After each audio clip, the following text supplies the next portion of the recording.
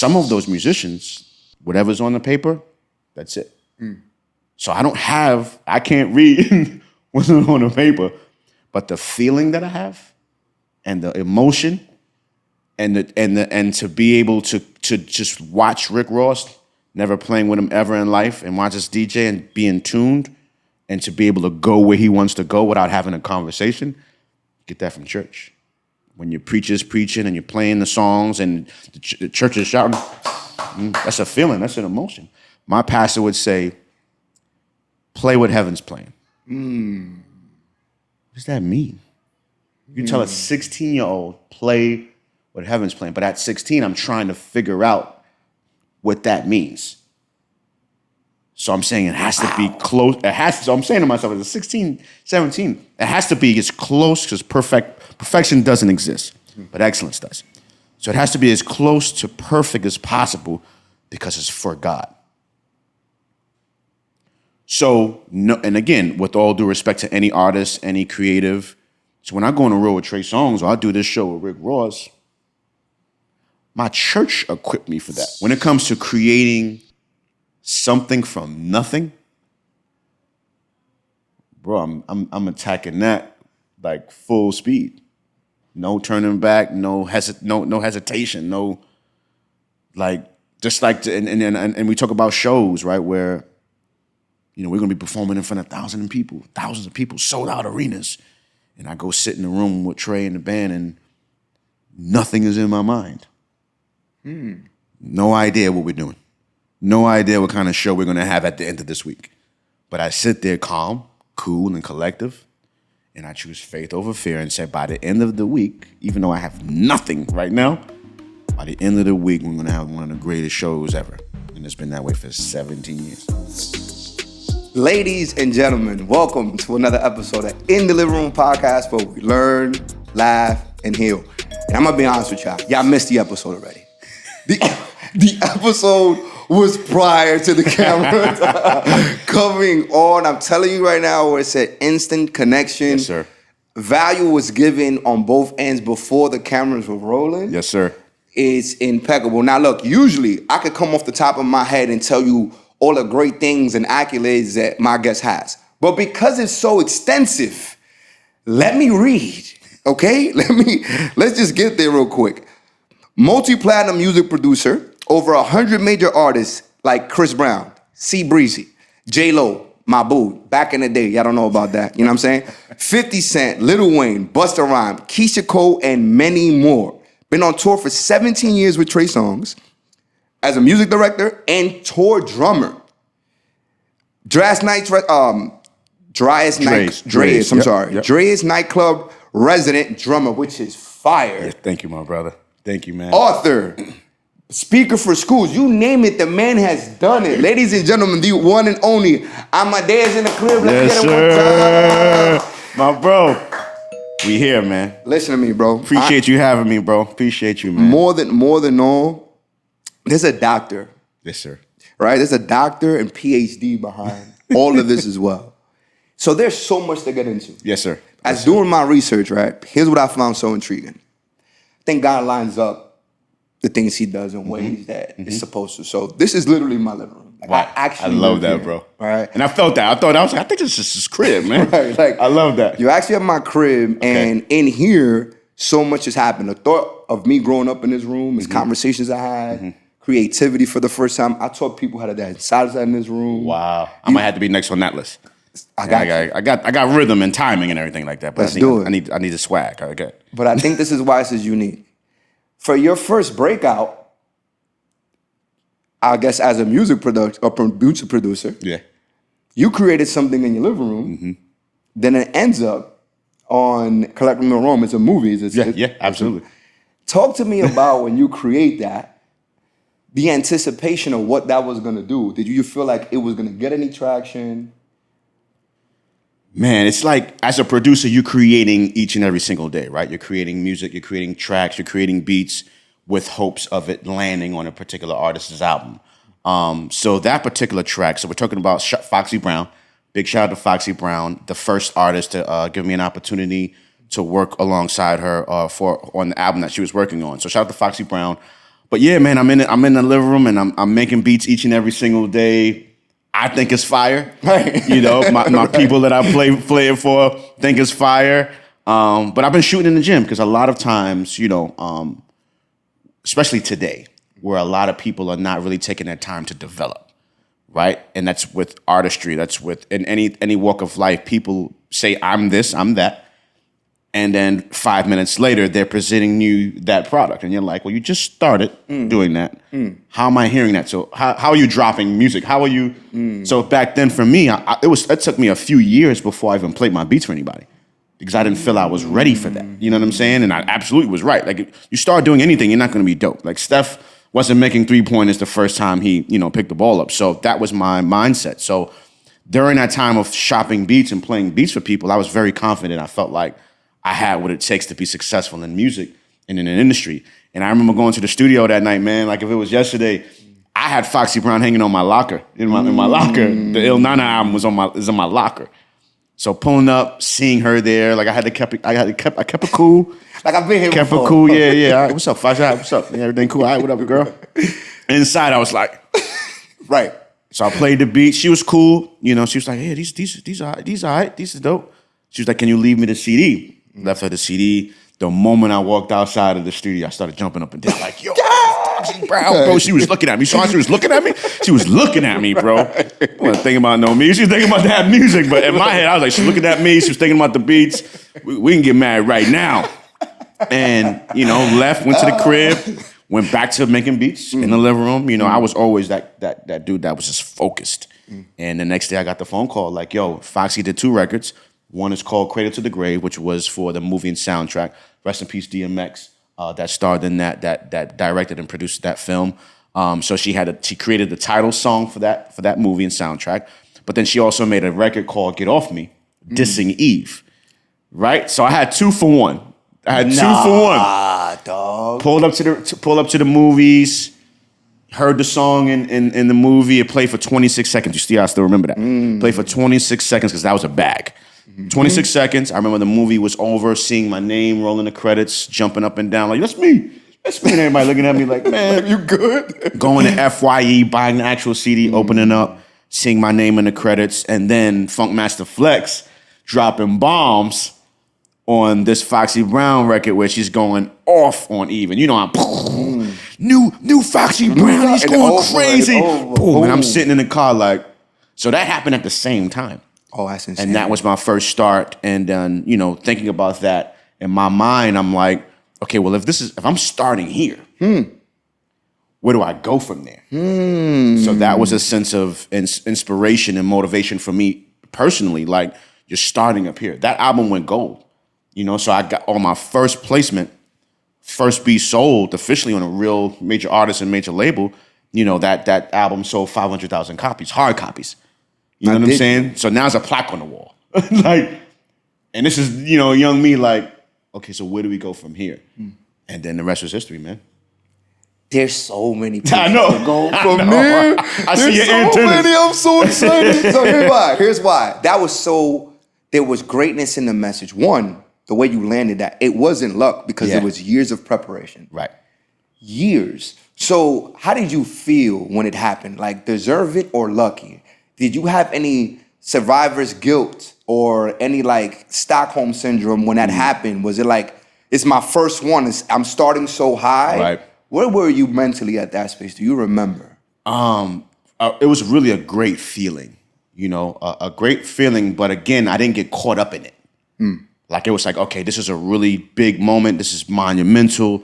Like, wow. Like you said, all of the time that you've been putting in, making beats on a day-to-day basis, losing friends, losing girlfriends, like being in the crib, you know, having your shorty come on over, like, did you shower today? And I'm like, nah, I haven't showered 3 days ago. I was working. I was working. Are we going out tonight? No, but I'm gonna play you this beat. Like, so it was a lot of sacrifices that were made. You know what I'm saying? And I thought about the fact that, like, God gave me this vision. He's gave me the dreams of being this person. And no one, as an adult, I can understand it. Back then, I didn't. You know, no one is going to understand the dreams and the vision God gives you. You're the only one that can see them. You're the only one that it makes sense to. You know what I'm saying? You can try to explain it. Right. They're not going to get it. So again, appreciative, grateful, excitement. My name is out there now. Now I'm buzzing. Now, but again, it just made me more focused because it's like, okay, now you've been working. Now you've achieved what you've been working so hard for, right? But again, where do you go from here? Like, don't get caught up in this moment where now you think you can kind of relax and chill. It's like, nah, this is out there. This is your first placement. Everybody needs to know. You gotta promote that. You gotta be out there outside. Yo, I did that record right here. Here's a beats. Right. Like that was my mental. And you got right to my second point, right? Because one of my mentors used to say, the problem with some of us is we celebrate the win for too long. You celebrate that win too long that you forgot the world you wanted is still out there. Wow. So what was the second process? So now that you're out there, two things. I'm getting a little nosy. Say there was a bag, right? Yeah. And what we hear from the music industry, I'm not in the music industry. Got you. Whereas like if you're new in this game, you could get exploited. If you don't got the right people behind you, the lawyers. So I know people who've made a big record, never got paid for man. it. It's a lot to it. A lot to it. So once you get the opportunity, were you already equipped with like lawyers or people in the industry? Nah, man, and I love this question because so as major and exciting of this opportunity that this opportunity was, I went through that. So Foxy's brother, shout out to Gavin. Either way, grateful. So Gavin was kind of the person she created with and vibed with in the studio. So he's a part of every record, part of everything she did. Did a lot of co-writing with her. Would give her the stamp of approval when something was dope. So he was there that night. Fast forward, I remember trying to get paid from Def Jam. And Def Jam was like, oh, no, we already paid you. No, you didn't. Me? Like, yeah, we already, I don't know, we paid you, but we paid the front end, which is the first half, for the track. We already paid $5,000 out. We paid it to Gavin. And I was just like, oh, wow. And I was like, well, I produced the record. Like, here's the files, here's the session. Right. And I didn't have a relationship with the label at that time. He did. So he can go and say, hey, we got this new record for Foxy. I made this record with Amadeus. We're splitting it. You know what I mean? 5 for me, 5 for him. I'm going to invoice you. So that's what happened. Youngin, no idea what's going on. No lawyers, no nothing. I knew the business because I read everything you need to know about the music business over and over and over and over and over and over and over again. But I didn't have it. I wasn't sought out enough to have a lawyer or a manager. I was brand new. Like, you're not appealing. Your first beat sold. Right. Like, what else you got? Nothing. What else do you have? Cool. I'm not gonna make no money off of you. So I had to do this on my own. So we were calling the label, trying to talk to whoever's A&R admin, right? Trying to express to them who I am, what I've done, and we made some leeway. So they, apologized for the situation, and they was like, well, we'll get you on the back end. So back end is the other half, the second half of the producer's fee. Normally that's paid out once all of the paperwork and the agreement is done. So did all of that, got the back end. When I opened up the CD, it said produced by Gavin, Marshan, and Amadeus. We never discussed any of that. None of that. So wow. Even though those things happened, it didn't change. It kind of messed with me a little bit, but it was such a big and a dope moment. And it instead of making me angry or disappointed, it fueled me. Because I know what I was capable of production-wise. I know creativity. And I just knew that was just going to fuel me even more to just keep making even more and more and more and more on fire. And that was the start. And I was going to start there. And I was going to go. I wasn't going to ever stop until I become that guy. You know what I'm saying? So, and, for me to talk about it 20 plus years later, I don't feel no way, man. Because, King Amadeus is here. Right. Because you made like you said, over 100 artists, major artists produced for millions and millions and millions of records sold. That little kid from the Bronx that had $1 in a dream, and it just goes to show you, man, no matter what, nothing and no one can stop you from attaining what God has written for your life. This is so good. This is so good. Because here's the follow-up question was, you use that now to say, hey, this is the record I did. Can I get an understanding of that? Like, was it, guerrilla marketing on the street? Were you on the street giving out music? Were you calling? Yeah. So that was before the internet was here. Right. So I would print up a bunch of CDs. I had tapes too, cassette tapes, and then eventually when CDs came out, then it was CDs. So I would press up CDs, and industry events was always happening. Parties was always happening. Networking events was always happening. People was always in the studio. I would stand in front of the studio every now and then, stand in front of the buildings. Like on 40, I want to say, I forgot exactly which street it was. It could be 48th, 49th, and 9th, between 9th and 10th, Def Jam was there. But Def Jam was there, Rockefeller was there, Bloodline was there, Murder Inc. was there, Universal. So in one building, all of those labels was there. So I would pull up, bro, and just stand there. Wait. And I remember seeing Redman one day, handing him a BCD. You know, you see Hove, you saw Bleak, Red and Meth, like Ja. Yeah, bro. And then I would ask people coming in and out who they were. So you hinting onto these other people that I know you work with. But here's what I want to get to. As a creative, knowing that would fuel you, where do you feel like you operate better? When you're in a place of like peace and love, or you got me tight and now I got to prove a point? I think both, right? When you think about it, because obviously if you're in a place of peace and love, your energy is right, you know. But I feel like I probably made some of my dopest music fueled by being pissed off.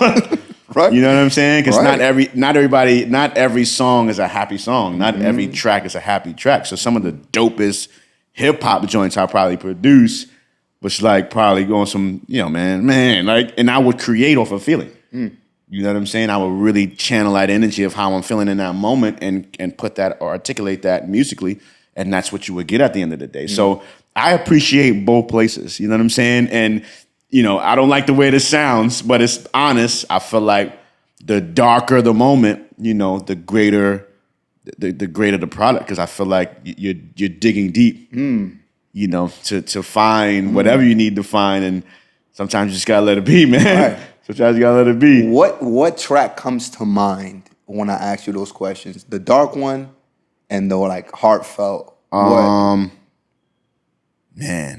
Like, for instance, the other day, Purple Haze, Cameron Purple Haze album, 20 years. You know, I produced Take 'Em to Church on there, right? So that's when Cam and Mace was beefing, and, you know, I'm going to take them to church. So, like, records like that, like Jeezy's I'm Illin', that was on Trap or Die 2, featuring the Clips. What the fuck are they gonna do it right now? General Block, on Illin'. Like, just moments like that, like Busta Rhymes, rest in peace, K Slay. I did the intro for K Slay album, and I articulated like the Rocky theme. Dun, dun, dun, dun. So, you know, it's just heavy and just mean, and Busta's just no hook, it's just Busta's just going crazy. So there's a bunch of those moments in those records, you know, where that was created, in regards to like the more happy, the roses, you know, in the cloud, and probably like, you know, Justin Bieber's Christmas Eve. Fire song. You know what I'm saying? Probably like the ESPN First Take theme song. You know what I mean? Stuff that's just, you know, happy and, you know, monumental and just big sounding, but not too deep, not too hard. You know what I'm saying? The J-Lo Same Girl record, right? Was kind of in between because it's really hard, but it's theatrical. You know, it's instrumentation and the horns and the strings, and she wanted more of the presence. Like, she called me, was like, "Yo, I need the strings to be big. I need to sound like an orchestra's behind me, like you know, and the symphonies and you know." So it depends, man. And I do what I want. I do what I feel. You know, so I've never produced any tracks with an artist in mind. Like, I'm going to make this for him. I'm going to make this for her. I'm in there, I'm in my bag, I'm in there bouncing all around, going crazy, loving what I'm creating. And then when I'm done, I'm like, okay, now who do I hear this on? And then I'll send it out or move it to that particular artist, but never really with one artist in mind. Like, because I like to, it's like having that blue magic. It's like, I'm not going to send it to you and you only, because what if you don't like it? What if you don't want it? Or I'm not going to make it for you because then it's going to be sounding like something you would do. So if I make, in general, a dope record, a dope song, a dope track, I can send it to everybody and see who bites. That is such a gem. It's such a gem for the creatives out there. Because, and the reason I asked that too, purpose behind the question is because I know you come from church. Yes, sir. Right? Yes, sir. And you would think, hey, you're from church, you'd only be a gospel kind of, you know, obeyed by these rules. I was such a rebel. I was pulling up to church and bless my pastor, my late bishop and pastor, Michelle White. I had a female pastor, and she was so gangster, bro. Just real and honest and transparent. And she knew what she was trying to do because she had a church full of young people. And to keep us in church, it's like you had to connect with us in a different way. You understand us in a different way. And I got on all her nerves, but she let me be me. Church musicians suited up sometimes, because sometimes I went looking like that, played the drums. She's like, where's your suit? I'm like, oh, but I'm pulling up to the church playing Biggie, Nas, whole Mal out. Mal out, windows down, Mal out. Pulling up to the church, parking in the front with Hypnotized going berserk. And everybody's like, but everybody that's there, my member, they know me. So it's like you can't front on a person that's keeping it 1,000. I'm keeping it $1. This is me. I'm not going to come to church, windows rolled up, playing that, and then get out there and just be like, no, I'm coming in there. I might have just cursed, and but I'm coming in there, and I'm in there, and I'm safe. And I'm learning about God. I'm learning about spirituality. I'm playing and developing all that swag and that sauce as a musician. And it is what it is. So I think that's an important thing that's a part of who I am, where I just was always me. I didn't front. I didn't try to be nothing I wasn't. I was just organically me. So with church, it gave me all the sauce, man. Nah, that's fine. Because truthfully, there's so much to learn there. Yeah, bro. There's so much to learn there because it's something you resort to later on in the future. There's a part of your story that I think is incredible. You saying that. You did it at church, right? Uh-huh. But your freshman year in high school, you walk up to the, music or to the band and say, I'm not scheduled to be here, but I'm supposed to be here. So wild, bro. And then you make the band. Yeah. Tell me where else in your career you felt that way and had to do that later on in life. You know, and it's that story is so crazy because, like, band was a class. Okay. Right? And I didn't get that class, and I was like, yo, I'm here because the band, but I didn't get the class. Right. So I remember cutting social studies and going to the band class like, yo, I belong here. Like, I walked in on that type of energy, like, yo, I'm here, I'm a drummer, I didn't get band, but I should be in band. I'm telling the teacher this, and he's like, what? So I'm telling you. So, everybody, it's all boys school, Carnal Hayes. Right. Everybody's getting all hype. What'd he say? Yo, let him play. Let him play. Right. Hey, I got to go Hayes. Wow, you went to Hayes. Yeah, I went to Hayes, bro. And they're like, let him play. And, the teacher's getting them, they're in the back going crazy. So I got on, played, went nuts. How long did you play for? Not too long. Oh. Not too long. Quick, because I played like some patterns and I just started going crazy. So crazy. And he's just like, have a seat over there. I said, I'm thinking I'm in trouble. He's like, no, I said, I got to go back to class. And he's like, have a seat right there. You good. They went through the class. Your man took me directly to the dean's office. Was just like, don't know what we got to do. We need him in band. And they changed my entire schedule, put me in band, and I was the first freshman to be in seniors band. So I was in charge of the drum section, right? And it was to the point where the church was so fire for me, where I knew so much organically and from ear, they didn't teach me. So I can't read. To this day. You can't read music? No. Nah, come on, that's crazy. Can't read. You really got the drumline story, bro. You really Nick Cannon. I can't read. But I can't read because that's crazy. It sucks though because I was so good naturally. He would be like, all right, this is the pattern for the song. Here. And he's like, teach the rest of the guys. So I'm like helping him. So I'm teaching the rest of the band. And that every recital, every show, we did the parades, we did the marching band, we did the football games. Bro, I was in charge of the drum section. I was in charge of drum section. Crazy. So I never grasped the idea of reading. Like the test used to come, and they used to be sitting there reading and figuring it out. And I would look at them and then get the pattern, and then look at the joint as if I'm reading. I already know the pattern, and just do the patterns. And that's how I pass all my exams. But fast forward to where I'm an adult now, it sucks because what if I want to do Lion King? What if I want to do Broadway? I can't. There ain't no rehearsals. Yo, we need you to fill in for the drummer. The drummer can't be here for a week. We're going to bring you in, what time is rehearsal? There's no rehearsal. Here's the sheet music. So people are, when you read, ain't no rehearsal, bro. You pulling up and playing. Because you know how to read the music. You know how to read the music. But there's a certain seasoning And maximum, look in the camera, maximum respect to every player that can read, maximum respect. But what they can't do, not all of them, but it's a certain sauce I got that can be taught. It's a certain sauce that's not on the paper. And I experienced that hand in hand. Shout out to Rick Ross. Rick Ross, I was playing with Rick Ross at Drai's, and he was like, just randomly, like because I don't play with the artist unless, I want to. I play my alongside the DJ, warm up the room for the artist, and the artists get on. But a few artists came in there, and I was like, this is bucket list. Ross, Jada, 50, had to. Right. I know all of their records, bro. I'm a producer. It's the pattern. It's the same pattern. Right. So Ross is performing, and he's like, who the going? Like, stops. I'm gonna show you the footage, bro. When he just takes his phone out, he's recording me play drums to his song. Like, tough. So after he's like, yo, I got something coming up I need you for. People say that. But he called. The conductor, I know if I went on a tangent, sorry. No, you good. The conductor called me and was like, yo, I'm looking for Amadeus. I'm like speaking. He said, yo, this is the conductor for the Atlanta Orchestra, the Atlanta Symphony. He said, we have a show with Rick Ross. There's gonna be an all-black orchestra performing his songs. He called and says, if we're doing this, we just met too, Ross. I need him. I need Amadeus. And so they was like, can you do it? And I was like, we're gonna figure it out. Because I had Dre's that weekend, so we swapped out. He's like, yeah, we have rehearsals. I was like, I don't need no rehearsals. No. Don't need He's like, huh? I said, I don't need rehearsals. Just tell me when, the day I'm doing sound check. And when Ross is gonna be there. I'm telling him, tell me when Ross is gonna be there. Ross is gonna be on the Friday, that's when I wanna be there. Pull up, drums is set up, they do a run through, and the orchestra is like, who the heck is this guy? That's crazy. And so now here's where I'm gonna explain what happened.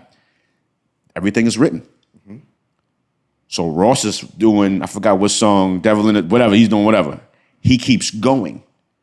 Me and the DJ is going, because the DJ is still playing. The orchestra stops, because they're reading. He keeps going. Me and the DJ is going berserk. And Ross is looking around like, wow. And he was like, oh. You're not doing this stuff. We're done. The last note has been played. We finished a long time ago. And that's the difference. Where for some of those musicians, whatever's on the paper, that's it. So I can't read what's on the paper, but the feeling that I have and the emotion and to be able to just watch Rick Ross, never playing with him ever in life, and watch this DJ and being tuned, and to be able to go where he wants to go without having a conversation, get that from church. When your preacher's preaching and you're playing the songs and the church is shouting, that's a feeling, that's an emotion. My pastor would say, play what heaven's playing. What does that mean? You tell a 16-year-old, play what heaven's playing. But at 16, I'm trying to figure out what that means. So I'm saying it has to be close. So I'm saying to myself, as a 16, 17, it has to be as close, because perfection doesn't exist, but excellence does. So it has to be as close to perfect as possible, because it's for God. So, no, and again, with all due respect to any artist, any creative, so when I go on the road with Trey Songz, or I do this show with Rick Ross, my church equipped me for that. My church equipped me from things going wrong or something happening or Trey wanting to extend the song or, bro, I get that from my pastor. I get that from the choir. I get that from the minister of music. So when we go on tour and we in Madison Square Garden and the sound cuts out, I'm all right. that happens every Sunday, bro. Like, I'm playing with broken drumsticks. I'm playing with a kit that's falling, the snare that's falling over. So now when we're at a point where now I have a drum tech, and now when I arrive, my drums are set up and it's set up perfectly how I play them, because the person studies how I have my equipment. And I have 100 pair of drumsticks sitting there now because I'm endorsed by that brand. It takes me back to humble beginnings of when I didn't have any of this. So all of this is easy. All of this is a piece of cake because of how I was prepared by my pastor and by church. That's amazing, bro. Absolute. I have that moment right now while you were speaking, the reflection of what you're saying, bro, how experience and things that can't be taught but felt, like not understanding. There was things that I would say, so speaking is the gift that God gave me, Yes, right? sir. Yes, sir. And there were things that I would tell people, like, because I used to do a lot of presentations back in the day and trainings. And people said, you said to me this thing when I was just getting started and I did not understand. But 5 years later, I get it now. And I'm like, I forgot I even told you that. Right. I'm in schools present day and they're like, oh, the kids, there's so many. And I'm like, how many? 10? Right. You know what I'm saying? Like 10 kids. Bro. It's doing 100 a night, adults. Sheesh. I was like, don't worry about it. Right. And they're like, oh my God, how did you? But it's also the I wake up in the morning and God, thank you for today. Oh, man. You know Yes, what I'm sir. saying? Whatever you Yes, need sir. me to do today. Like, I don't understand what's lined up for me today, but I just want to be present in the day. You know what I mean? So amazing. That story is so amazing. That's insane. Man. So speaking on Trey, all right? All right, so I'm not going to do this to you because this your people, all right? Because it's Trey and Chris Brown. Okay. But who did you, growing up or in the process of music, who did you gravitate to more sound, right? Like what sound did you like more? Trey Songz, they're both from Virginia. But when you heard Trey Songz for the first time, because you got him early, it was his first album. Yeah. Just Gotta Make His Mind. You know, Yeah, that's, yes, I could yes, play sir. that Yes, sir. right now. Right. Just gotta make, like, He's like, right now. He's like, wait, do it again, do it. Just, you know what I mean? With Twist on the Joint, it's my song right now. It was first album, so I guess it's hard for me to ask that question because it was soon. But I think those are two of our greats. Absolutely. When we talk about R&B. Absolutely. Have you had the luxury to work with them creatively in that sense? Like when you're making music, are you in the studio with them or you make yours? As you said, Yeah. I'm going to make this and then if I hear you on it, I'll send it to you. So with both Trey and Chris was two separate opportunities, right? First was Trey because again I started working with Trey after the first album. So the story with me and Trey is me and Mike Jones. Mike Jones is working on a record. Damn, I've heard Mike Jones. He wanted Trey on it. So he got Trey. Trey and Trey were signed both signed to Warner Music, Atlantic and Warner Brothers. So it was under one umbrella. So Trey we all flew to Houston to do the record. We're in the studio working on the record. There's a drum set in the corner. And I was just like, y'all play drums. Both Mike and Trey bust out laughing. Like, no, you don't. Yo, I'm like, what's so funny? What's so funny? I play the drums. I don't play no drums. I said, bro, I'm a church boy, man. That's how it all producing started from me being a musician first. Like word, I was like, all right. So I didn't even play. Now you ain't gonna hear nothing. Now you ain't gonna. I'm not a drummer. I ain't doing nothing. I ain't doing nothing. Right. We finished the record. Everybody goes there. We finished the record. Before we bounce from the studio, I look at Trey. Straight, fresh out Trey. Braids, first album out. Young dude. And I was like, yo, the music you're making, very soulful. You're gonna need a band. When you need a band, call me. I'm gonna put the band together. He went his way. Mike went his way. I went my way. That was our first interaction with me and Trey musically. A year later, his manager calls me. You ready to put the band together for Trey? And I was like, You told Trey that when he was ready for a band to call you. This is the call. And in my mind, I'm like, I don't know how to put a band together. I just know how to play. He's like, yo, we got a show coming up in New York. Huge deal. We need the band. He wants you to do it. So I was like, cool, hit you back. I hit my man, my older brother, because he was already a music director. MD, music director, right? So I'm like, yo, the Trey Songz dude need a band. They call me to do it. I don't know how to be a music director. I don't know how to put a band together. I just want to play drums. So I'm calling you because that's what you do. He was the music director for Casey and JoJo. So he was already like, so he goes, no. You're going to do it. I said, what I'm you mean? sweating. Right? He's like, I'm sweating. He's like, no, you're going to do it. I love him. He said, just like Case gave me an opportunity, Casey and JoJo gave me an opportunity. I didn't know what I was doing. They didn't know what they was doing. We figured it out together. Same thing. So I'm going to play keys. You're going to play drums. We're going to get Ricky, who's a guitarist, Brian on bass. These are all my church, the band in church. We're going to go out. We're going to do this joint. We good. Anything you need, any information, anything that needs to be taught to you will be taught to you by me behind the scenes. But you're going to be the music director. And that was 17 years ago. So that was how that whole thing with Trey came about. And then we started touring. So I wasn't working with Chris yet. I didn't work with Chris years later. So from a touring aspect, just be alongside Trey and performing in all these arenas. Obviously, performing at the clubs first, performing in I'm talking about in small rooms and venues where you're performing and everybody's talking, to now doing Madison Square Garden and Barclay and MetLife, Giant Stadium in front of 60,000 people, and then Africa, and then Australia in front of 88,000 people. It's a crazy thing. So Chris, so it's like two different worlds and then two different artists. Right. You know what I'm saying? So again, I was up on Trey before and had a relationship with him creatively. So me and Trey hit the studio a few times where tracks was already done and I would present it and he's like, quick, I pull that up, writes it on the spot, and I'm sitting looking at him. But he engineers too. Oh, I didn't So know that. yeah, he engineers. So he'll sit at the desk, with the computer. And if the engineer's not fast for him, he'll kick him out of the room. Get him out of here. I know how to do this. Let me get it. When I tell you the craziest person, I've never seen nobody in life dope on Pro Tools like him. Word. I'm talking about recording. So the microphone just looks like this. And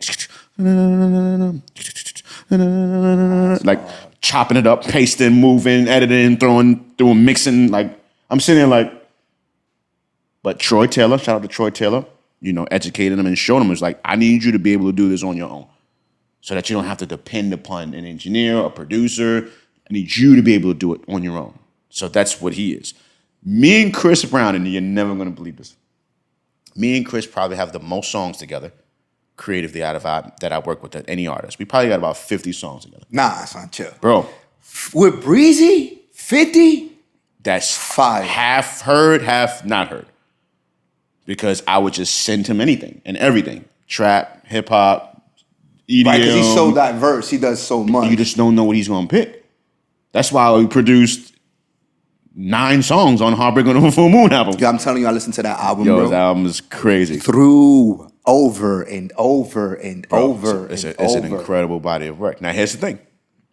I've never been in the studio with Chris Brown in my life.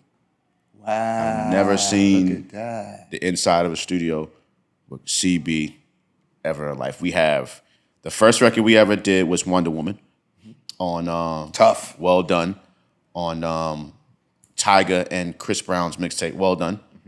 After that, if I'm not mistaken, we did a few mixtape joints.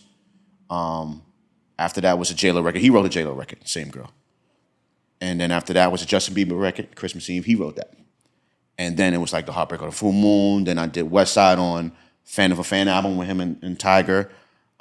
Indigo, did a joint on Indigo album. So then we started but the amount of records done and complete that's in his hard drive of Amadeus and team. Because I would get a call every other night, okay, hold that, and hold that. He just recorded 5 songs to your joints tonight. Hold that down. That later on that week, because I would make music and just be whoop, whoop. I'm talking about 20, 30 tracks at a time. Just I would send him everything. And every other day, the engineer would be I hold this, hold that, hold that. So that's what I'm saying. Some of the songs is out, and then a whole nother other songs is not even released, or he's given songs to other people. Insane, bro. He's a beast. So I think just out of everybody that I worked with, bro, people would ask me what's my favorite, and I would never say a favorite because I don't think that's cool, but I would just say But who's your favorite, bro? Stop playing. Yeah, I don't know. Nope. Word, that's your favorite? All right, we ain't doing no more records. Nope. Everybody is incredible. Right, Everybody. right, But now right. I really feel that way though, right? Where it's everybody is blessed with their own gifts and talents. Everybody is blessed with their own superpower.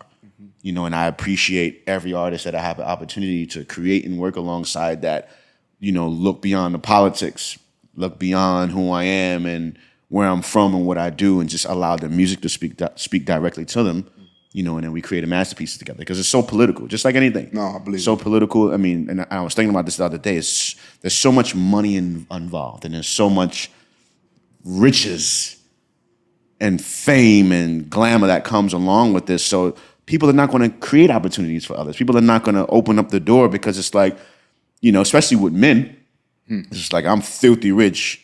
Why should I make you filthy rich? I can do one song with you And change your that'll life. change your entire life. Why should I do that? That's real right there. So people are real strategic, on who they give opportunity to. That's why it was more so crews and camps and cliques and teams. That's my man did that because there's so much money to be made from it. I'm not going to just open up the floodgates to you without knowing who you are or without having a relationship with you. Is that a healthy thing to gatekeep, though? I don't like it because I believe that everybody in the world should have a chance at their dreams. So the amount of people that can make tracks, that can sing, that can write, like why not give them an opportunity? Money, and I was saying this the other day, money is being, as we talk, money is being printed right now. Unlimited amount. It's not going to run out. Unlimited amount. So Especially the debt we have right now is unlimited amount. So if it's not going to run out, then that means it's enough for you, me, you, you. So that I don't ever have to hate or block an opportunity. Facts. What's yours is yours, what's mine is mine. Sure.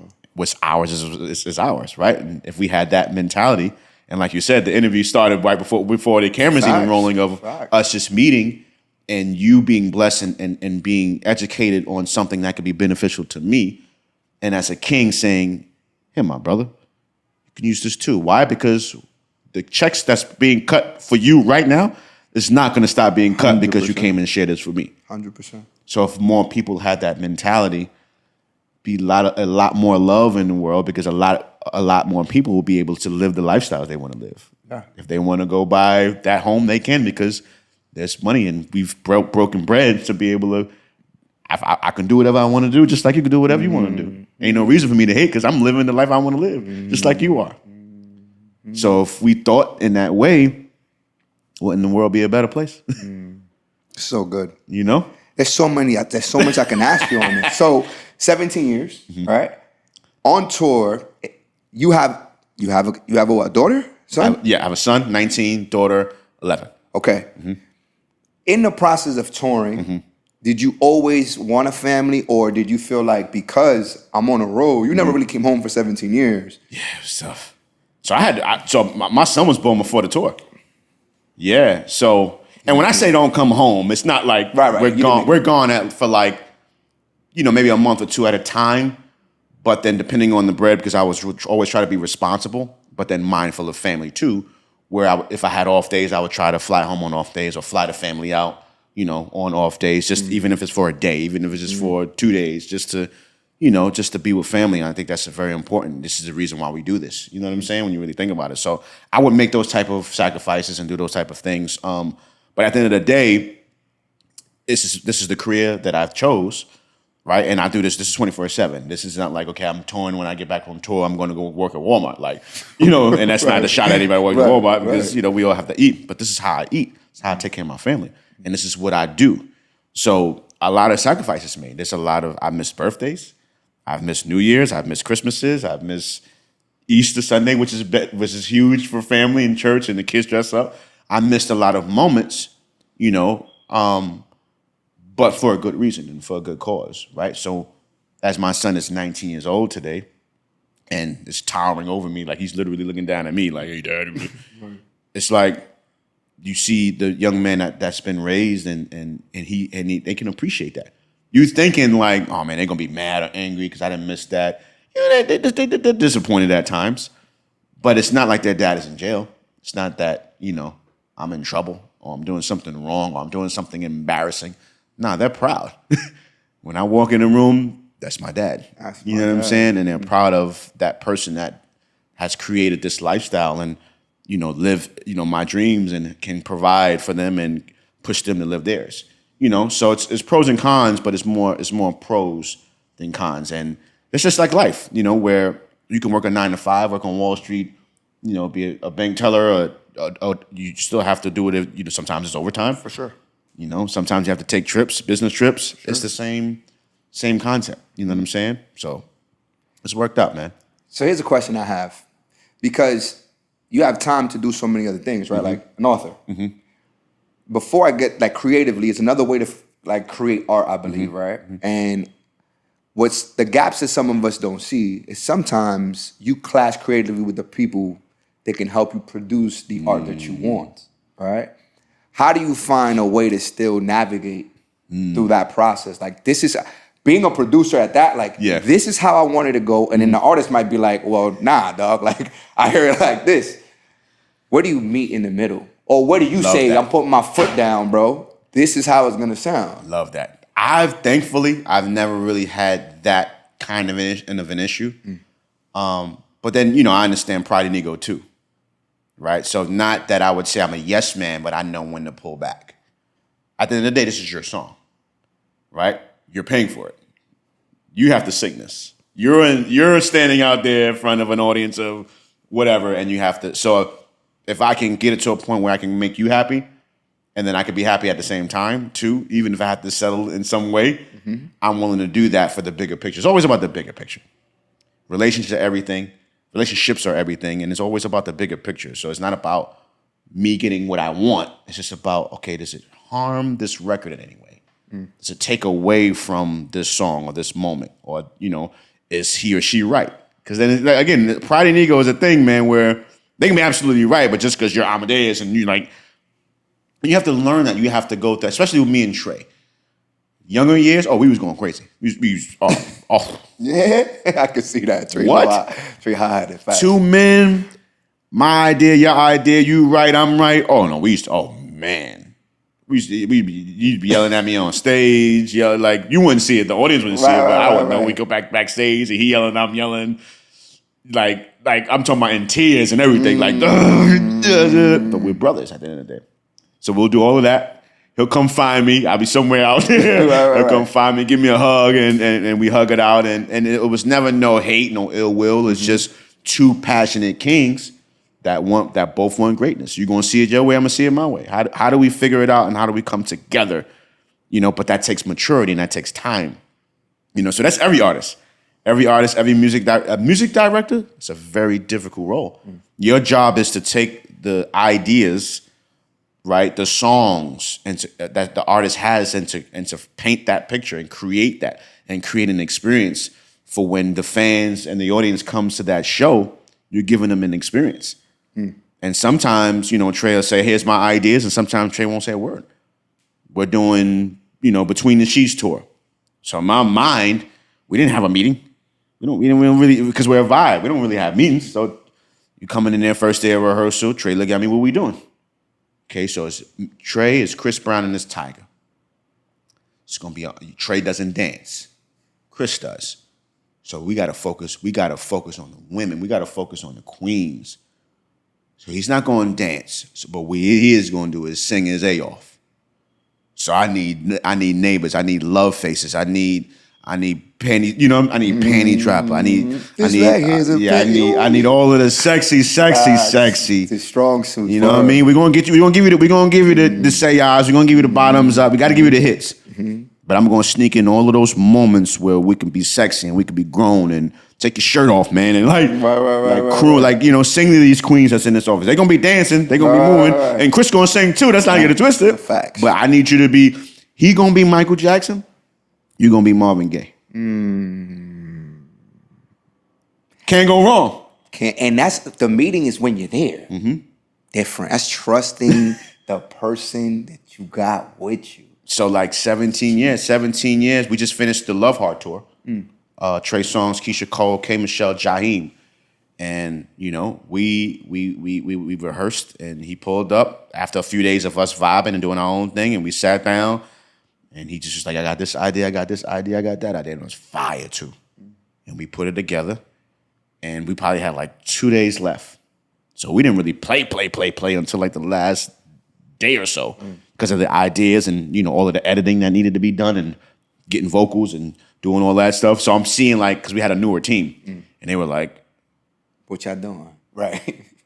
The whole time we like this. We said, y'all not playing, y'all not gonna run, we cool, bro. Because we'll talk it through, if anything. Right. And then just go play it. Like, that's just the vibe we on. Because there's bands that be in rehearsal for months. Right. Months. So when we have people coming in that's working with us for the first time, they're like, yo, what's happening, bro? These dudes like may have played the set twice. But show day?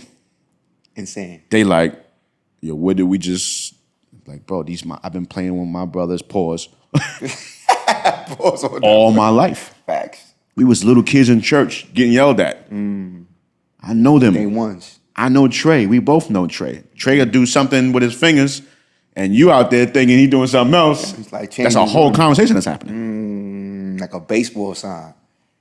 Fire. That's not even talked about. Right. It's not like we this is the sign. No, it's just me knowing know. and listening and watching his body language and seeing what he's doing and knowing when to end the song or knowing if he ain't feeling right today or knowing, all right, let's get out of that. Let's go to this.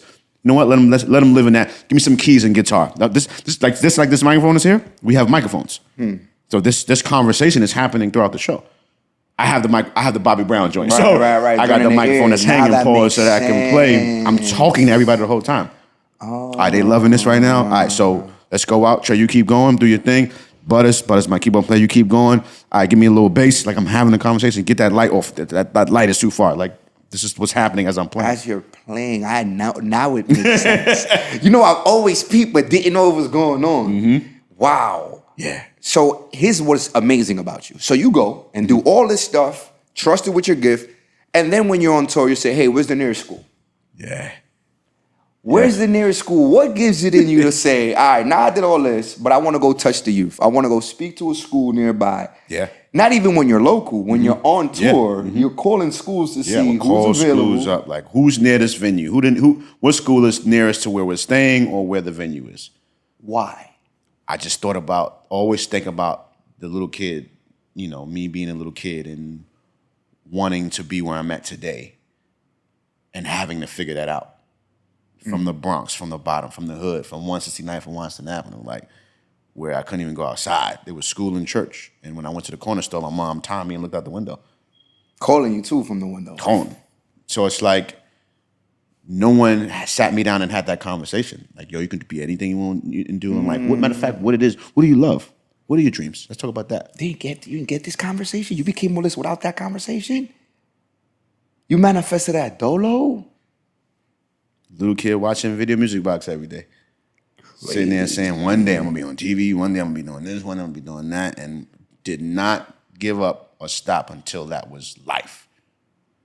So I go into these schools and it's like, what do you want to be? What do you want to be? What do you want to be? What do you want to do? And they're so excited to talk about it because they're not having that conversation. They're getting their lives fed to them. You should do this. You should go to school. You should be a teacher. You should be a doctor. You should go to college. You should.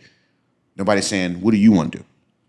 Because what I want to do might not align with nothing y'all saying. You're telling me to go to college, but if college is not for me, I'm not gonna be great at that because that's not for me. My path is to go that way. So I was strong enough and had enough faith and craziness to say, okay, if everybody's going this way, I'm gonna go that way.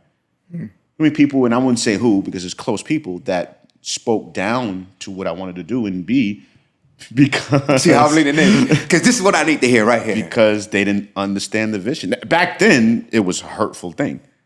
As a kid, you're going to do that, but such and such didn't make it in that. You're going to a hip-hop producer. Do they even get paid? Do they get money? This is what I want to do. So you're not going to go to college anymore. So you're going to withdraw. So what are you going to be? You want to be nothing? You're going to be a zero? You're just going to play at church all life? You don't even get paid a lot of money to do that. What does that do to Amadeus at that moment? Bro, that's that, shout out to Bruno, that's that don't believe me, just watch energy. You know, so, but not everybody is able to do that. Correct. Some people fall for or allow the things that's said to them to penetrate and get in their mind, get in their heart and get in their soul, and then they give up. And they say, maybe you're right. Maybe I do need to be in college taking the class that you want me to take.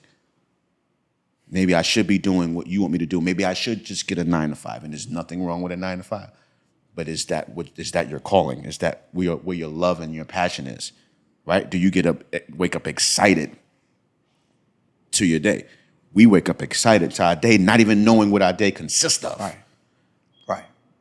But we're doing what we love and what we're most passionate about. So somehow, some way, even though we don't know what's in store for today, I control my day.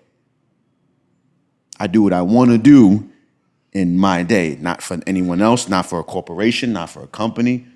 I do what I want to do for me, right? So that's the conversation that we're having with these kids. And it's amazing to see and amazing to be a part of. And that's why I do it, and that's why I do it. I'm from the Bronx, I'm from New York, but if this is not happening here, I'm imagining this is happening the same way in other places. So yeah, I'm gonna pull up to a school in Dallas. I'm gonna pull up to a school in Atlanta. I'm gonna pull up, to a school in Cali. Like that's what I was doing.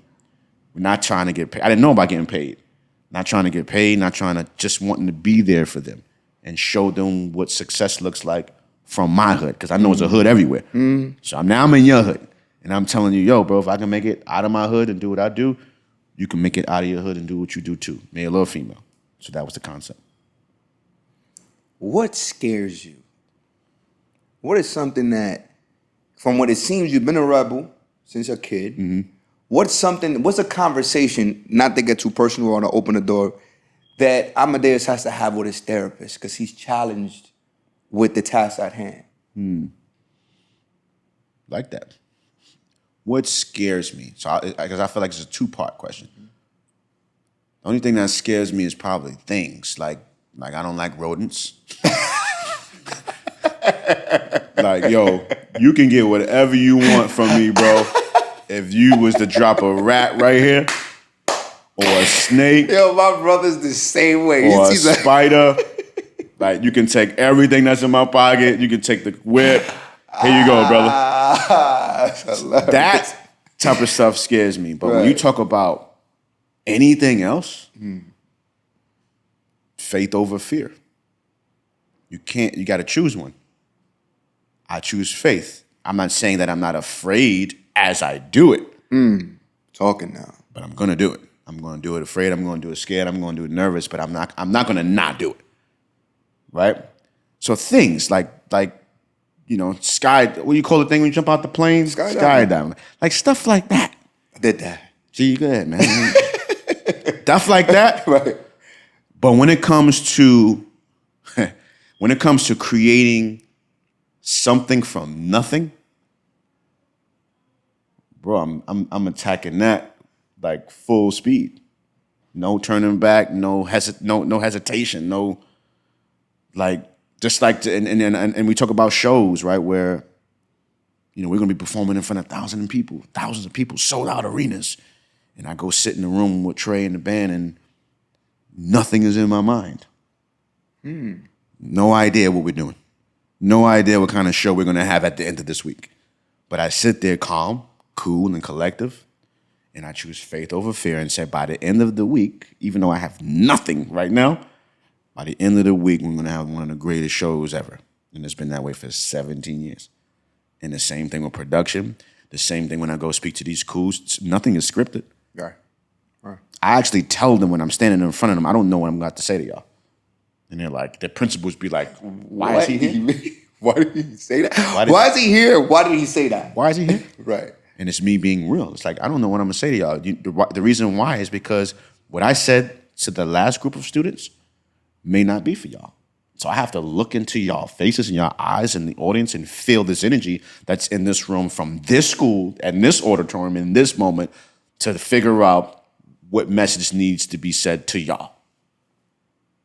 So I just approach everything faith over fear. Christmas is coming. It's 2 weeks from today, if I'm not mistaken. Mm-hmm. There's some checks that's owed. They ain't hit. They ain't hit. But my kids is going to have a Christmas. I had a Christmas every year. My late dad, rest in peace to my dad, I had Christmas every year. And I know I went left. No, you good. You keep going.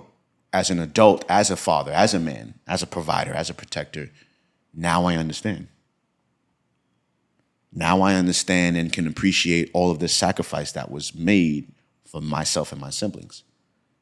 Now I know what it's like to be a father. Now I know what it's like to call Santa and make the order. And my son needs this, my daughter needs this. I'm talking to Santa now. It's different, right? So as an entrepreneur, there ain't no check that come in every 2 weeks. Mm-hmm. Every week. Mm-hmm. I still have a home. I still have a car. My bills are paid. Thank God. There's some that's owed. I'm being really transparent right now because they need to hear it. Look at Trey Songz, Chris Brown, plaques all over the wall, millions sold on commercials, on TV, all these records. Send the bread. I'm waiting on these checks just like everybody else. Right? But it's faith over fear. And I wake up each and every day to ask God to help me see the opportunities and help show me the direction I need to walk in so that I can help him create the opportunities that needs to be created in order to eat. It's so easy to be angry, bro. And it's so, I don't know the number. I don't know the number and can't feel it on you, the poise. And there's someone right now, let me look at my camera. Right, yeah. Someone right now, that you're mad about something that happened in the past that you can't fix. And you still live in your past. When that story, so much of what you said right now was for me, my boy. Oh my God. For me. Thank you for watching. Right. I hope it did something for you. Right, but that, my man, was for me. You have no idea. Man. Oh my God. I love what I do. I love this. I love the fact that conversations, I think, heal wounds. You may not know you have them. Some people use peroxide, some people use salt, and some people have nurses, care nurses. They come in, and sometimes I think it's a conversation. What's a conversation that's hard for you to have?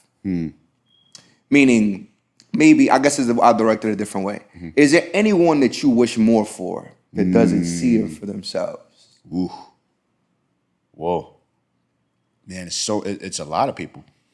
And not to cut you, because asking you that question, all that you have done, I'm only wondering, damn, did you see it in him and he didn't see it? Did you see it in her and she didn't believe it? You know what I mean? Yeah. It's crazy. It's heavy. It's a lot of people, man, believe it or not. Because, like, for instance, I'll give you an example of, like, think about when you was a kid and you would sit around a circle and everybody would talk about what they were going to be. Think about that. Yeah, I'm gonna be a musician. I'm gonna be a producer. I'm gonna be in music. I'm gonna go to the NBA. I'm gonna go to the NFL. You sat around the table and everybody talked about what they was gonna be. And as I think, the only one at the table that's doing what I said I was gonna do. You know what I'm saying? And it goes back to what we were just talking about. Faith over fear. Faith over fear. Settling, but then also allowing others in your ear to get you off course because they don't see and understand the vision that was given to you. NFL, NBA, LeBron believed. OBJ believed. They say it's not doubt that kills the dream, it's sharing it with a small mind. Sheesh. Powerful. You speak about the things that people that don't see it long enough, you won't see it yourself. But, and you know, I think about my mom, and she shared something. She said something really personal with me, but it had to do with, upbringing and things that was said. The power of words, right? And I'm gonna go deeper. The power of generational curses. Talk about it. Right? Where I'm going to do what was done unto me because it's all I know. Instead of saying what was done to me didn't feel good. That didn't uplift me. That wasn't love to me. That didn't empower me. That didn't push me to be where I am. Right? So why would I continue that? So that was a decision that I had to make as a man and as a father where it's like, okay, now I have a son. I remember not getting hugs and kisses and being told because I was soft. That was soft. Right. 19 years old, towering over me, love him. I tell him I love him every second. I kiss him, hug him. It's my son. Right. And it's fine. Right. And if more men did that, then maybe the women that's out here can be loved better and protected and provided for and loyal to. right? But it starts with parenting, right? So, my dad passed. It's been 2 years, and he sat me down on his birthday, and he shared some things that he's never shared before ever in life, and that was one of the things where how I raised you and how I treated you was all I knew. This is heavy right here, man. It's a lot of men. It's all I knew. Your grandfather was in the army. He was a soldier. So we were raised up to be strong, no crying, no. So that's all I knew. That's all I had to give you. So how do you forgive? That you telling me that makes it easier. Because now I know where it stemmed from, and it's really not your fault. You just didn't have the power to shake it, which is still not your fault. So now that I understand that, now it all makes sense. So it was a moment of clarity and a moment of healing in a way for me in that moment, because then you start thinking about all the previous years, all the past years. You start I'm seeing what you're telling me. I'm understanding what you're telling me. I didn't understand it then, but now I get it. And now I can understand it. Now I can heal from that. And now it when I look myself in the mirror and see how I am with my son, and it's done the right way, it's a beautiful thing. And it's like, nah, I broke that curse, bro. Like, I broke that. Fire. I want to clap for that. Like, I broke that. Like, that's so much there. I broke that. But, and did therapy. You mentioned that earlier, therapy, where I was able to talk about it, because there was still a sense of disappointment and anger there. And, just being honest, the relationship was different between myself and my dad and my siblings and my dad. Everybody had their own relationship. Mm-hmm. And I was cool with that, man, because one thing about entrepreneurship and life and living your dreams, it consumes you. It consumes you. You're busy, right? But does it? Or are you using that to consume you, and are you using that to run from the reality of what exists? So that's something, and a conversation that I had with a therapist, of me using work and busyness and Amadeus to put a patch over the unhealed wounds, where you have to sit yourself down, remove Amadeus, because it's two different people. Amadeus and Antwan are two different people. Mm-hmm. Remove Amadeus and deal with Antwan. And really deal with Antwan, like wholeheartedly. And that's some of the work, that I've been doing, that I've done this year for the first time. And, as your brother, I can honestly say I feel amazing. Last year around this time, I was a wreck. Word? I was not okay. Can we see that, though? Could we see that you weren't okay? Did you hide it well? Yeah, and I don't think I hid it well. Because a colleague of mine, a brother of mine, we had an interview. It was about fatherhood. And I haven't seen him face to face in a few years. And we shot that interview a few years ago. And the first thing he said to me was, "You don't look the same." He said, "How do you feel?" This is upon, right? How do you feel? I said, I feel amazing. I feel at peace. I feel light. I feel great. And he said, "I can tell." And he said, "Because a few years ago, you looked older." And I didn't take offense to it. I looked at him. He said, "You looked older. You looked older. You seemed heavier physically, but in every way." Yeah, energy was heavier.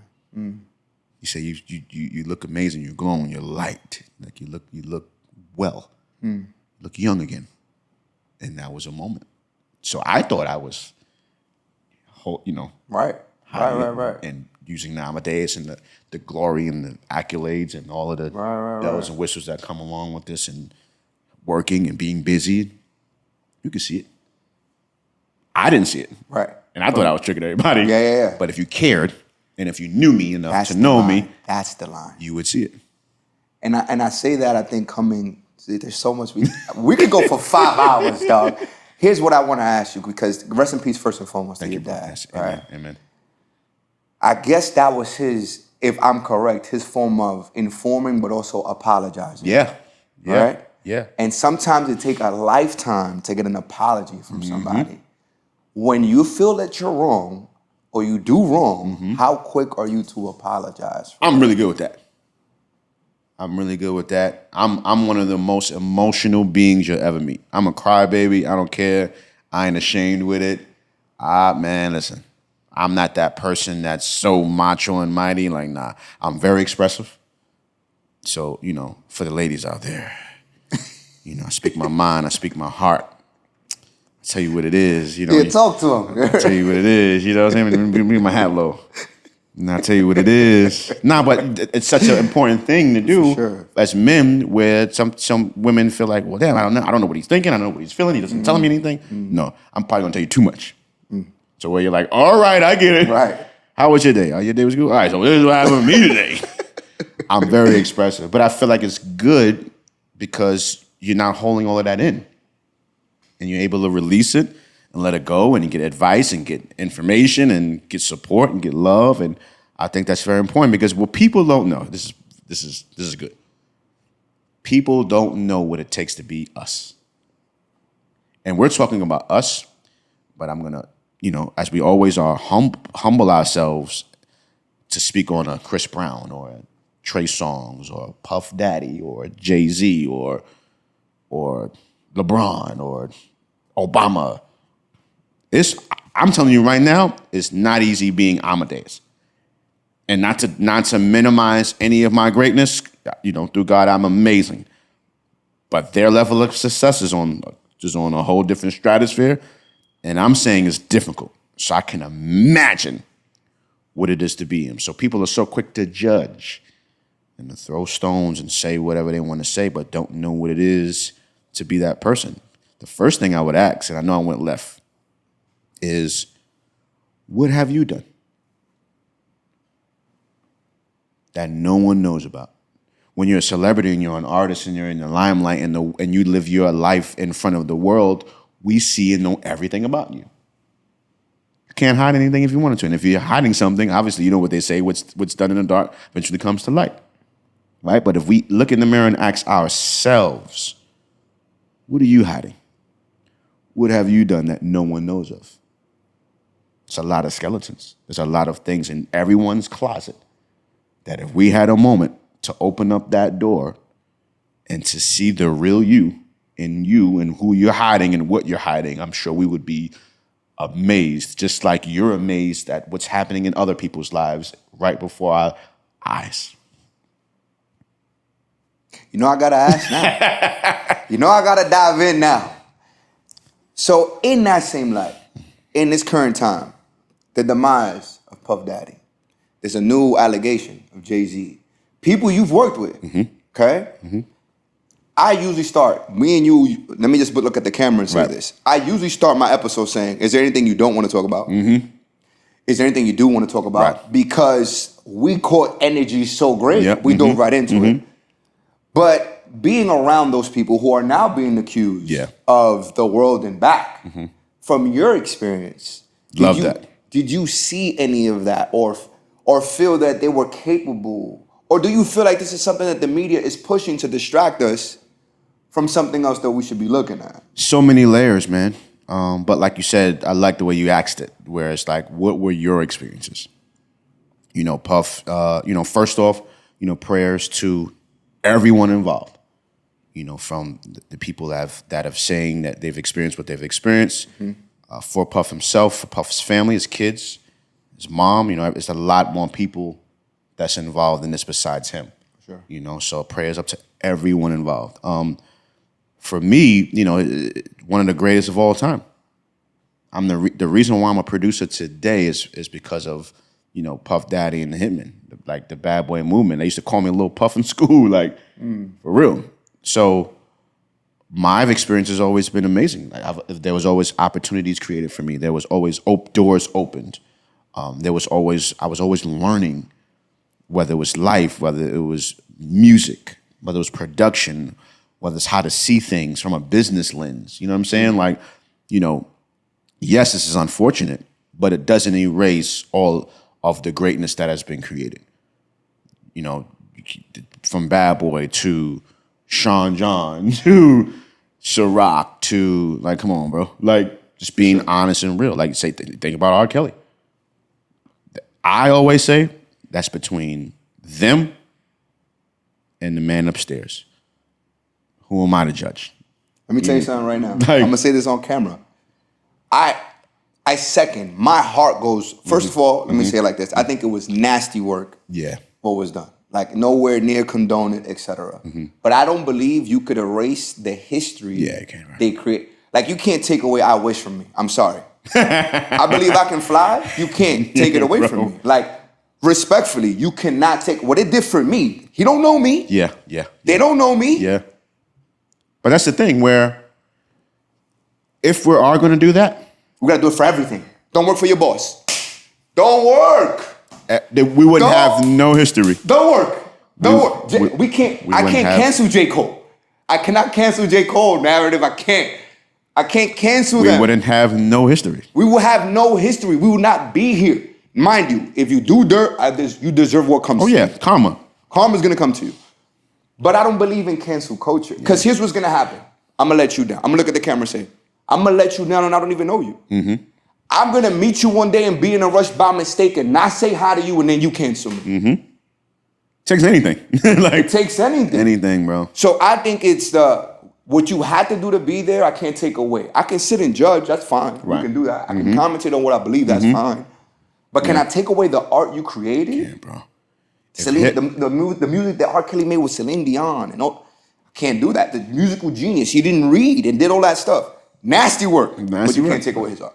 If Hypnotize came on right now. I'm going, you telling me I can't play that? You telling me I can't play that? If Benjamins came on right now. I'm going to lie to you. I was at a club, right? And they played R. Kelly, one of the peak of the joint. My mind is telling. I was like, yo, chill. Now that was crazy right now.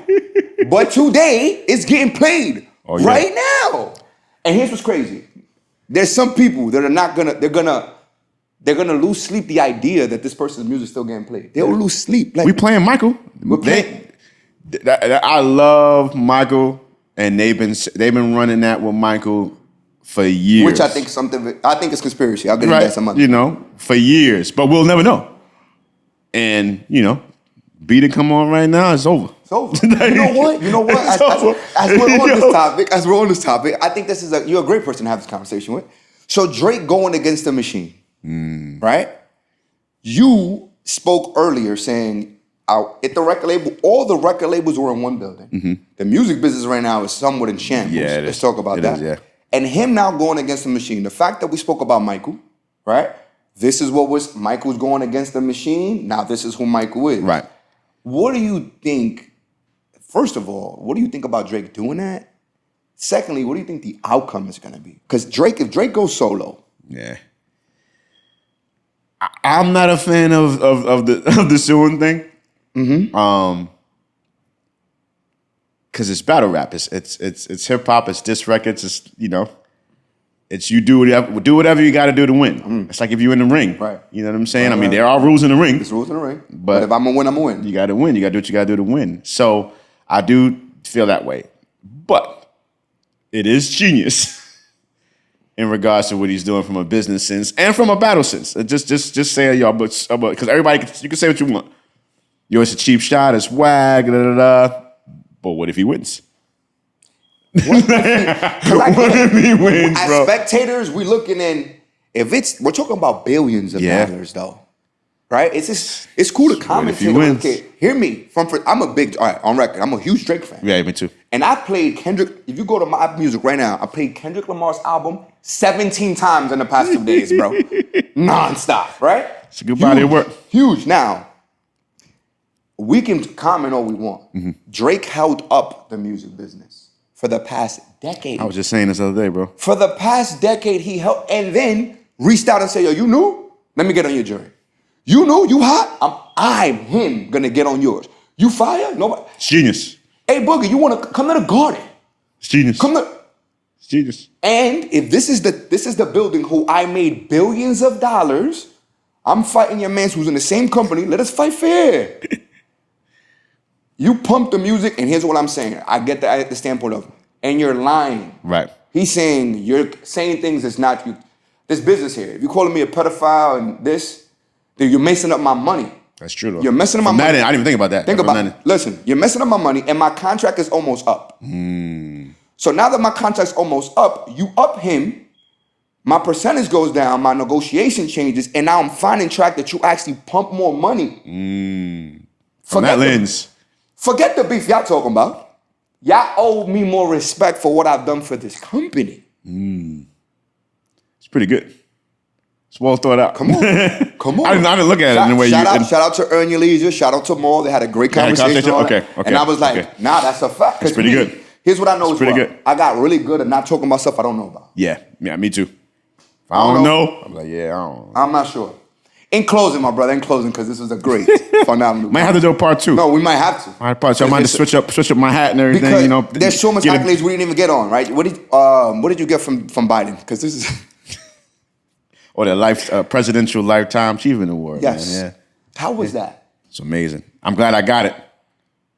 Shout out to President Biden. Shout out to Biden. And shout out to Harvest Christian University. They gave me my honorary doctorate, which is in music and entrepreneurship, and then I came with the Presidential Lifetime Achievement Award. Man, so it's such a blessing, bro. Like, again, we do things. It started with the music. Like, it all started with the music. So when you tap into these other areas in life, and you know, God opens up these doors, man. It's not something we've seen coming. It's not something that we wished for or worked for or wanted. Just making music, bro. I'm just, you know, when you say to me, yo, Heartbreak on the Full Moon was one of my favorite albums, I played that joint a million times, and I know that, you know, I've created and was a part of that body of work. That's what it is for me. Like, that's what like warms my heart and what makes me proud and grateful, you know, when people hear your songs and you know, again, that's something that you created on your own, from your own little mind and heart, your idea, which was nothing, that ended up being something, and now a song, and you know, that's rewarding for me. So all of these other things that's coming about, it's just like, what's going on up there, man? Like, here's my. What are you doing, man? Here's the question I have for you. I think that we could close on. Okay. If anybody's questioning their gift today, doubting the fear that's pumped now, right? Artificial intelligence. The demise of the person who we look as role models, fear, war, all Trump now, and all this fear. If you were coming up in this generation and wanted to be the person you say you want to be, but are doubting, what would Amadeus say to Antwan? His was crazy. The younger me, to this day, inspires the me now. Think about that for yourself. That gave me chills right there. I'm proud of who I am. I'm proud of what I've become. I'm proud of the man that I am today. Greatness. But there was this little kid that had all of these thoughts and ideas in his head that I'm living now.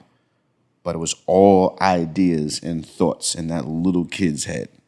From the Bronx, from the projects, from the bottom, with no one saying you gonna make it, you got this. So it was just that little kid that back then had faith over fear. So I look up to him, and it's when in moments where I doubt myself today, or you know, have that moment of like, do you really got it? Do you still that guy? I look to the younger me. The little kid that figured it out. The little kid that reading manuals were forbidden. Like, you just had to figure it out. The kid that couldn't read music, just had to figure it out. So I say that to say my stomach just went, you know. But for the person today, you know, I feel like we're all superheroes. You know, ask me how, ask me why. If you look at your hands, right? And for the people that are tuned in, if you look at your hands, you're the only person in the entire world with these fingerprints. Somebody can have the same name as you. Somebody can have this outfit. Somebody can have the same skin tone. Somebody could be from the same block, drive the same car you drive, have the same middle name, father. We can go on and on and on and on about the same. But what no one in the world have that you have is that fingerprint. Right? So when you look at that fingerprint, there's no one in the world that's you. So if there's no one in the world that's you, to me, that makes you a superhero. That makes you your own superhero, right? 1. 2, God has equipped each and every single person in the entire world with their gifts and talents. The key to it is finding what that love and passion is. What is that gift? What are the gifts that are inside of you? Right? So it's about finding that. 3rd, it's about nurturing those gifts and getting those gifts and talents to be of greatness and of excellence, because that gives the man upstairs reverence in regards to, like, I've taken what you've given me, which was greatness, and made sure that I lived up to what you placed inside of me. If I don't nurture it, if I don't put in the work, if I don't believe, then I'm just wasting the gift. So it's about all of those things that I mentioned and putting the work in. Oftentimes we wake up, we pray, we go to bed, we pray, we pray, we pray, we pray. And we also have faith over fear, which is great. But then we don't want to do the work. I would always say God is not a genie. It's not like Aladdin in the cartoon when he was growing up. I want to be the greatest and biggest music producer in the world. Ting! I want to be the greatest podcaster, visionary, speaker, author in the world. Ching! Cool, I can grant you that. But are you deserving of it? What did you do with the gifts I gave you? You know, and that's the question for everybody that's tuned in. What are you doing with the gifts God has given you? Bro, you know, to land this plane for anyone, because you're probably gonna see this. It's we're coming on the end of the year, right? Wow. Yes, sir. And it's a word I want to come. This as you're saying that, this came to me, right? No one has your touch, and the best way to forgive, right? The best apology is change behavior. If you feel like you have a conversation with God and it's like, you know, you're saying some things, but you go revert back to the things that I want this. For 2025, the best apology is change behavior. Wow. Ladies and gentlemen, that's Yes, another legendary episode of In the Living Room Podcast, where we learn, laugh, and heal. My brother, you give me a fucking foul, dog. Jesus, bro. What a